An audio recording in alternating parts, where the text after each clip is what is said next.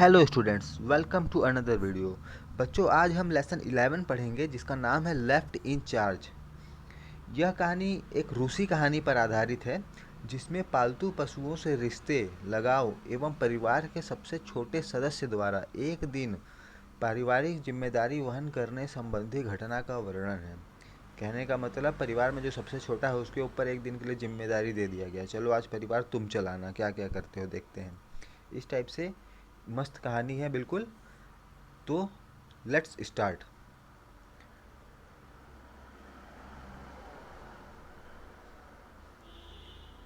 Ma and Bapu had put on their new clothes. They were going to town to sell the vegetables grown in their small field. Bhola was very happy. He was not going with his parents. He was left in charge to take care of Dadima, 80 years old, a calf, a kid, a rabbit, ducks, a hen with chicks, and the small vegetable field. तो देखो, माँ and बापू नए नए कपड़े पहने थे। वे कहाँ जा रहे थे?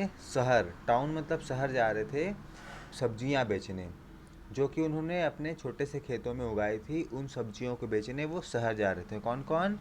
माँ एंड बापू। भोला क्या था? वेरी हैप्पी, मतलब बहुत खुश था। क्यों खुश था भाई, देखते हैं। क्योंकि वह he was not going with his parents, अपने मम्मी पापा लोगों के साथ वो नहीं जा रहा था। वो चार्ज में छोड़ दिया गया था कि चलो भाई हम जा रहे हैं, अब घर का चार्ज आपके ऊपर है ना। लेफ्ट इन चार्ज मतलब यही कि अब भोला के ऊपर जिम्मेदारी आ गई। किसकी किसकी? दादी जो कि 80 साल की थी, काफ, किड, रैबिट, डक, इन सब की जिम्मेदारी भी भोला के ऊपर आ गई। अब देखते हैं आगे क्या होता है। क्या ये सही सलामत घर को संभाल पाएगा, इतने सारे लोगों का जिम्मेदारी? देखो ये काफ, rabbit. His mother warned him, उसकी मम्मी ने उन्हें चेतावनी दे दी, मतलब ध्यान से बोला कि बेटा इसको ध्यान रखना। क्या? Don't forget to feed the cattle and the birds. Cattle और बर्ड्स को खाना खिलाना मत भूलना। Keep an eye on the rabbit, और रैबिट पर अपनी निगाहें रखना। It is playing there on the green grass in the vegetable field, वह हरे घास में खेल रहा है सब्जियों के खेत में। हिज फादर एडवाइज्ड हिम, अब उसके पापा ने भी उसको सलाह दिया। टेक केयर ऑफ दादी माँ, दादी माँ का ख्याल रखना। टेक केयर मतलब ख्याल रखना। Keep her room warm with charcoal and give her warm milk. Give her medicine on time. अब ये लोग जा रहे थे तो बच्चों को सिखाए भोला को कि बेटा ऐसा ऐसा करना, दादी माँ को टाइम से दवाई दे देना, उनके रूम को गर्म रखना, कोयला जलाकर, और उनको गर्म दूध देना। भोला प्रॉमिस्ड, भोला ने क्या किया? प्रॉमिस किया। नॉडिंग हिज हेड, अपने नॉडिंग मतलब सर हिलाकर, जैसे मुंडी हिलाते हैं ना, हाँ ये ना, ऐसे ऊपर नीचे करने, ऊपर नीचे करते हैं तो हाँ, लेफ्ट राइट मुंडी करते हैं तो ना, तो वैसे भोला ने मुंडी हिलाया और हाँ बोला। He reminded them to bring some sweets, colour pencil and a drawing book. अब भोला ने भी याद दिलाया अपने मम्मी पापा को कि मेरे लिए ले आना क्या? कुछ मिठाइयाँ। अब भाई मम्मी पापा जा रहे हैं, आएंगे तो मिठाई तो लाएंगे ही, तो कुछ मिठाइयाँ, colour pencils and drawing book. There bullock cart was going through the narrow street of the village. अब उनकी बुलक कार्ट जा रही थी पतले से गली में, गांव के पतले गली से होते हुए उनका बैलगाड़ी चला गया। The waving hands of parents were still visible. Waving मतलब हिलाता, हाथ हिलाते हैं ना, बाय बाय करते हैं, तो वो दिख रहा था थोड़ा थोड़ा अभी भी कि मम्मी पापा लोग बाय बाय कर रहे हैं।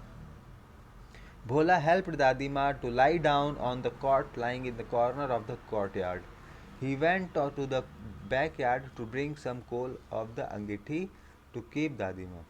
अब देखो ये जो आपको चित्र दिख रहा है लकड़ी का जलता हुआ, जिसमें आग लगा है, जिसको दादी माँ सेक रही है अपना हाथ, इसको बोलते हैं अंगीठी। तो भोला ने अरेंज कर दिया, दादी माँ को बुला लिया उनके रूम पे और अंगीठी जला दी। मतलब भोला अपने काम पे लग गया, दादी माँ का ख्याल रखना शुरू कर दिया, रूम को गर्म करने के लिए अंगीठी जला दी। अब देखते हैं पूरा दिन कैसे बिताता है भोला। क्या भोला पास हो पाएगा? सी वॉज फीलिंग वेरी कोल्ड, अब दादी माँ को बहुत ठंडी लग रहा था। किसको ठंडी? He saw the calf making sound moo oh. You want some grass? अब दादी माँ ने देखा कि काफ जो है वो बहुत हल्ला कर रहा है, लगता है उसे घास चाहिए. भोला kept down his bag, picked up a bundle of grass and ran to the calf. अब भोला ने क्या किया कि घास का बंडल उठाया और काफ को दे दिया.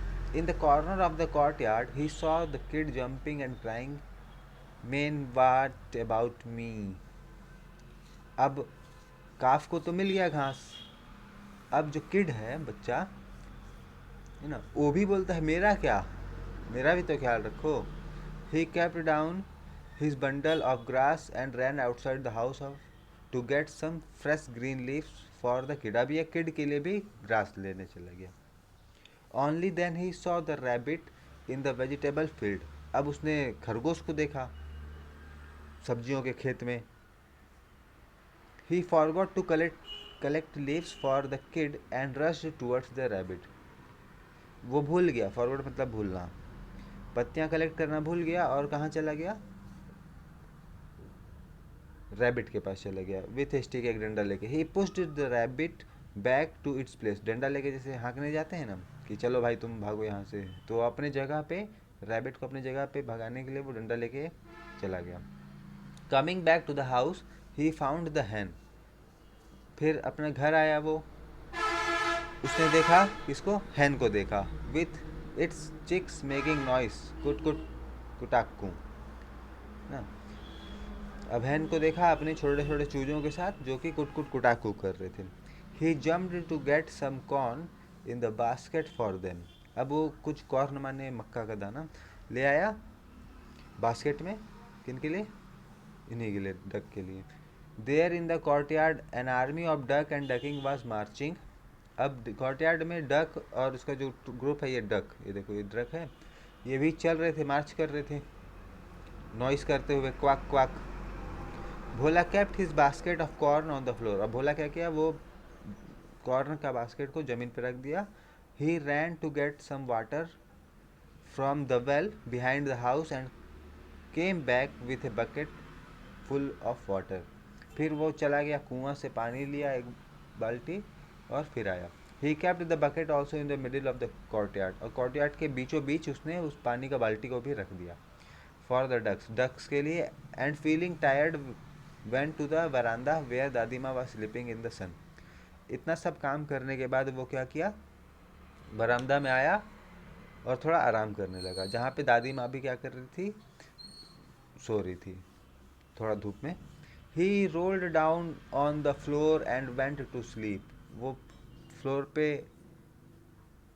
लेटा और सोने लगा है.